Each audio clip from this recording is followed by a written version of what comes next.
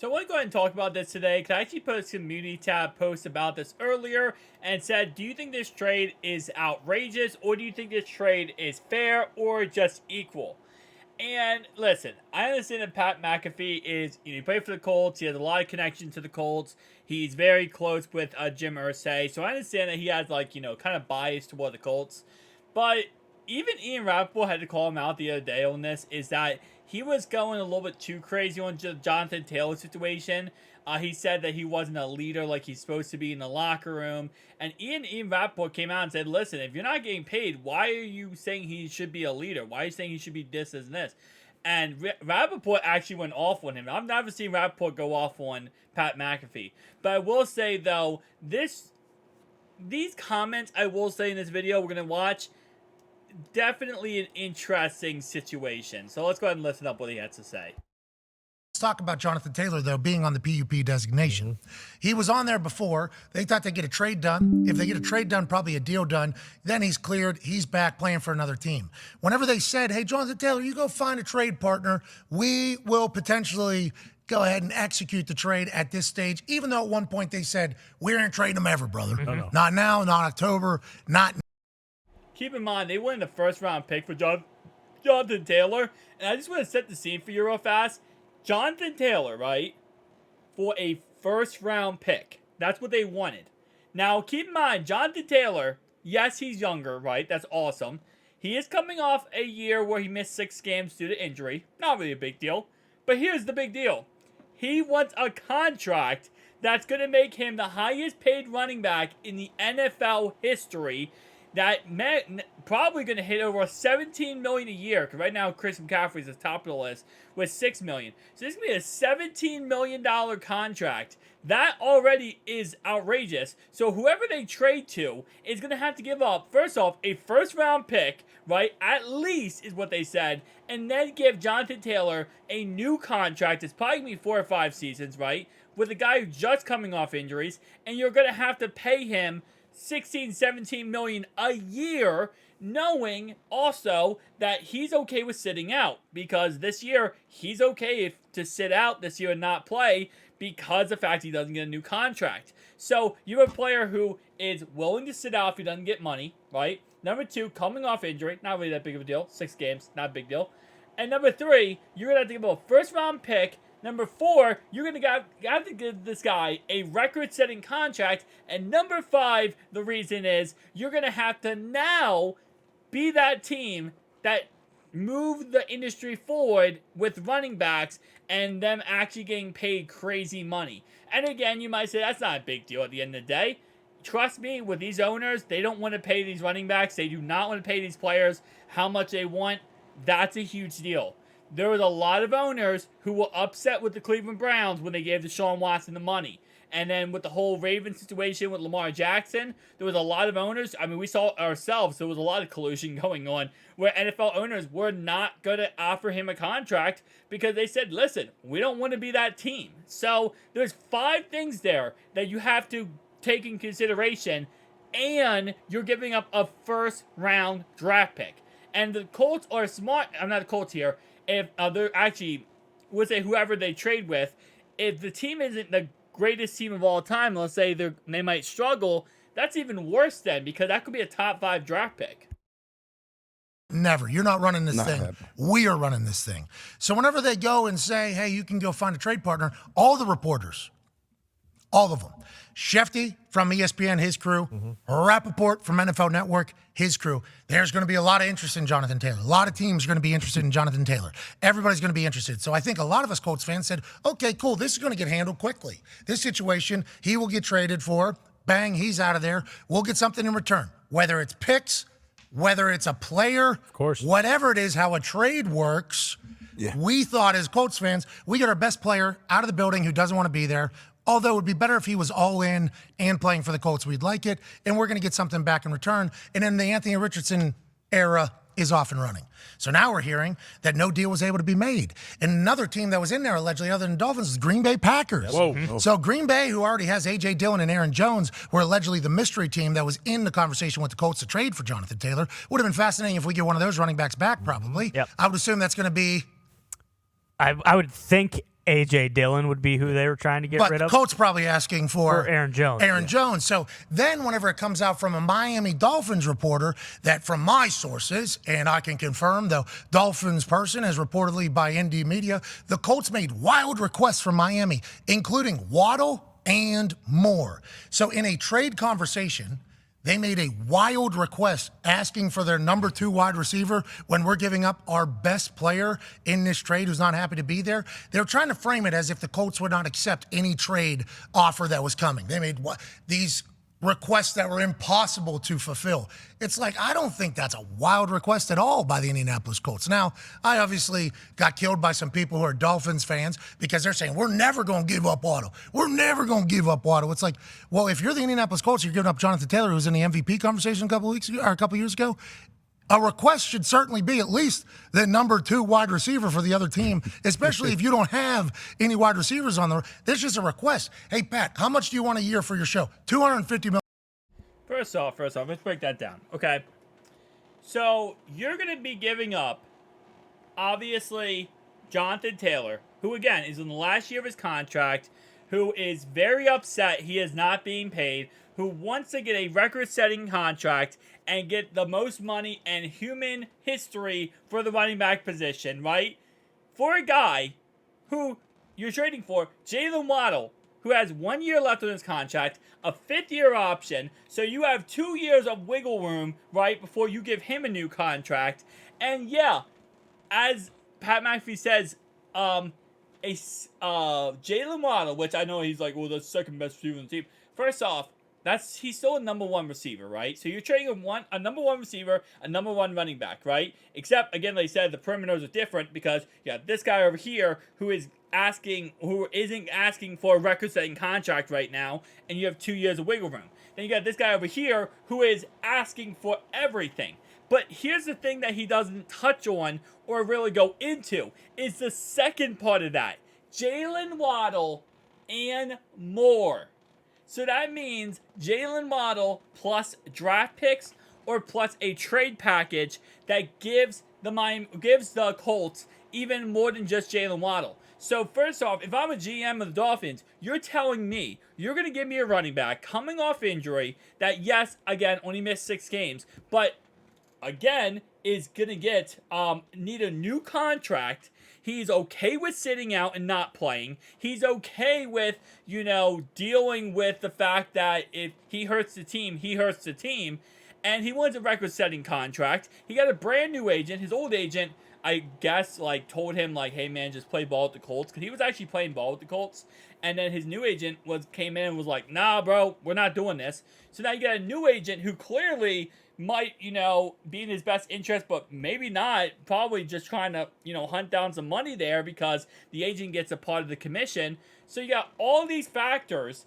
And now if you're the Dolphins who are about to potentially go in the Super Bowl run, you're going to take in a running back who, again, could be injured starting off the season. We know for a fact has to start the season off on the PUP list. That's another thing. Jonathan Taylor is out for 4 weeks. So now I'm going to trade my number 2 receiver, who is the number 1 receiver, to you guys for a trade back for an injured running back who's out for 4 weeks, potentially more. I got to give him a new contract to. He's not happy. Clearly, he's okay with sitting out on the team.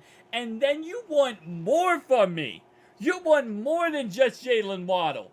Listen, he is right. Pat McAfee's right. There's negotiating in football. Listen, I come at you with an offer. You tell me, okay, here's my offer, right? But there is a certain thing in the NFL and negotiating business, period, okay? I got a business major degree. I kind of know a little bit about business.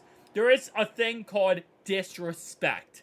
And yes, I promise you, when you're negotiating, if you come at a player or a team or a business person and you give them an outrageous offer, they will turn around and walk away. They're not going to give you an offer back. They're not going to negotiate with you back because they're going to say, listen, wherever your headspace is right now, you're on planet Pluto that doesn't exist, and we're here on Earth. So we can't reach any kind of agreement. Because you're telling me that all these stipulations that I gotta give up for a guy who really is not. I mean, yes, Jonathan Taylor. I hate how McAfee says, a couple years ago, Do you understand how long a couple years ago is in running back terms? Like, listen, every position is different, right? But running backs, they only last to age 30. That's a period. That's a fact of life. It sucks, I know. It's not trashing running backs. It is what it is, right? So 2 or 3 years, most running backs' careers are probably 4 or 5 years total. So 2 or 3 years, you're telling me, oh, well, he was MVP like 2 or 3 years ago. Okay. How does that change anything of right now? What's going on right now? What is he going to do right now? I don't care what he did in college. I don't care what he did in high school. I don't care what he did in preschool. What is he doing right now?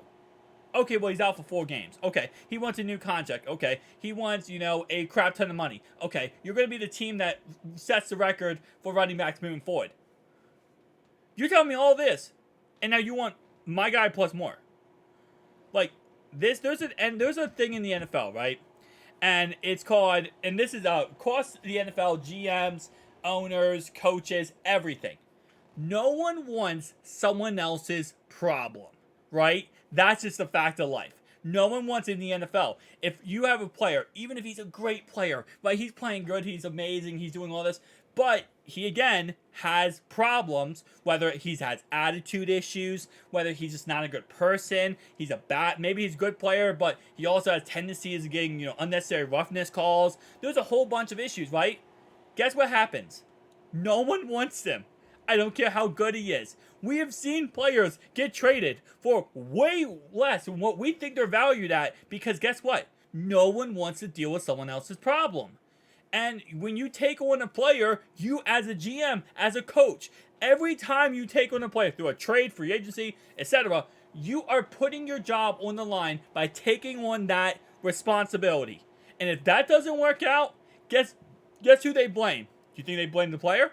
They might cut the player. Guess who blames next? You. Because you're the guy who did it. So listen to the rest of this. $1 million. That's my request. Okay, now let's go ahead and get in there. A wild request would have been Tyreek Hill. We want Vic Fangio, too, off the defensive staff. Like, I think that wasn't a wild request at all to ask for the number 2 wide receiver back, especially if they're not going to give up as many picks as potentially was desired. That's a good trade conversation. So although there are kind of all these reporters who reported there's going to be a lot of interest for Jonathan Taylor are going to try to frame this as like the Colts made it impossible to trade. I don't think that is necessarily evidence of that. It might be the case, though. It might come out that the Colts were looking for 2 number 1s and they were looking for something else, which no team would give up. But saying that was a wild request here by Barry Jackson, who has been in the game a long time, I don't really think that's that wild of a waddle. And that's 1,000%. That's not even, you know what that is? That's not a wild request. That's a disrespectful request. And first off, to your point of 2 first-round picks for him, that's not even a wild request there. You know what that's called? That's called just a delusional request.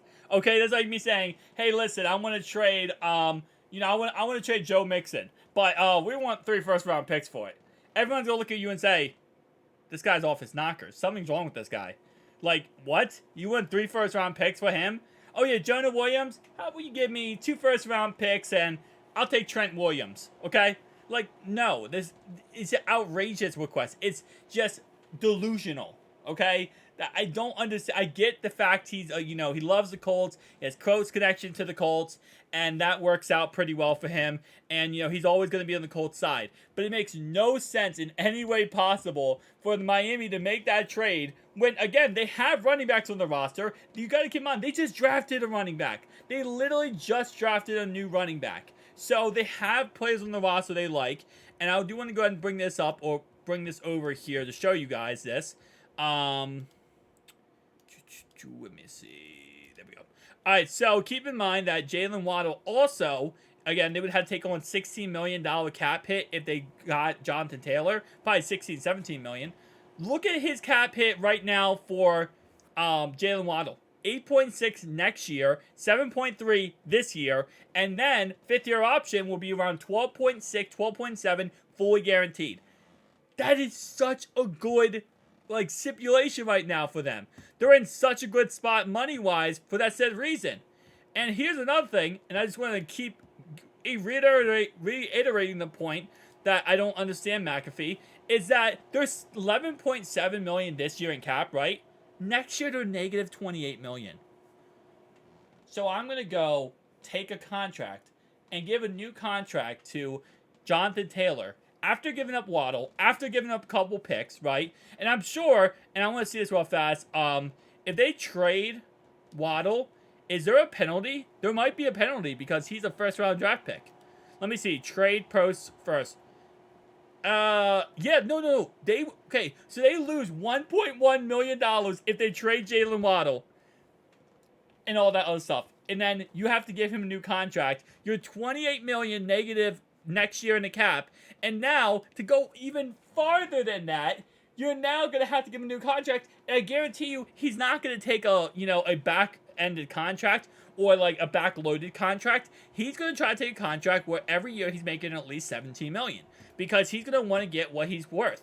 And again, they cannot physically pay this unless they dismantle the whole entire team. Now, the last thing I want to say before I end this video off, I don't make this video like an hour long, but sometimes I'm not going to lie to you, when these announcers as analysts talk, I just literally go crazy. But the Green Bay Packers is the second team that he listed on this trade chart, and he said that apparently they wanted to trade away A.J. Dillon for Jonathan Taylor, and obviously there'd be A.J. Dillon. And then, guess what? A.J. Dillon, then some picks. That makes sense. I'm going to agree with you, Pat McAfee. That would make sense. Aaron Jones and some picks, I don't 1,000% agree, but I could get there, right? You would Aaron Jones and maybe like a fourth or a fifth, right? Because he is 29 years old. He's about to hit the 30-year-old, kind of crash. In all honesty, I would honestly probably take A.J. Dillon and maybe like, I would say A.J. Dillon and maybe throw in 2 seconds and a fifth. And I'm going to take that for Jonathan Taylor. He's 25 years old. He has, 3 years left on his contract. I'm kind of okay. Oh, sorry, he's 3 years in the league. I'm not sure. Let's see how many years he has left on his contract. Just to double check this. I think he has a lot. No, he is actually on a contract year. So again, okay, in that circumstance, if you're the Colts, okay, so you're going to give him a new contract, right? You're going to work out a new contract, and that's not too outrageous. And then, again, they're getting $1.6 million off their cap. They have $15 million, $26 million. They can work that contract out. That's not outrageous. You got him, again, 2 seconds and a fifth, and I'm okay with that. I'm walking away, just wiping my hands with that, okay? You got Aaron Jones now, and you got my man, A.J. Dillon. Keep in mind, you got Aaron Jones and Jonathan Taylor. Now, keep in mind that, this offseason, Aaron Jones restructured his contract to stay with the Green Bay Packers, right? So it's very clear that, he was almost out of town. He's 29 years old. It makes sense. Now, looking at his contract, he is, of course, under contract till next year. $17.1 million is how much he's owed next year, and then his voidable years when you put the salary cap down the line. This trade for A.J. Dillon for Jonathan Taylor, again, like I said, if they were to say, hey, listen, we want A.J. Dillon, our 5th round pick, maybe 2 fifths and a 6th for Jonathan Taylor, I would be okay with that. He's obviously older. He's 30 years old. He's going to cost you $17.1 million against the cap this upcoming season. Maybe you're saying that because you're like, hey, listen, we just want to get rid of him. That I'm okay with, and I can understand, and I wouldn't be too against. So I don't want to say the Packers' point of view too much. I'm not getting rid of A.J. Dillon here.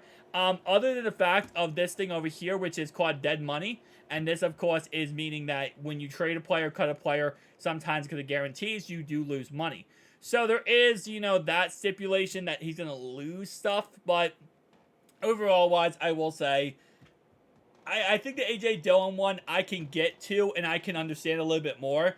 But the whole Jalen Waddle one is absolutely outrageous. I don't get it. I won't understand it. And no matter how much he explains it or tries to explain it with his company and how he would sell it for $250 million, it just, every single time I just hear this.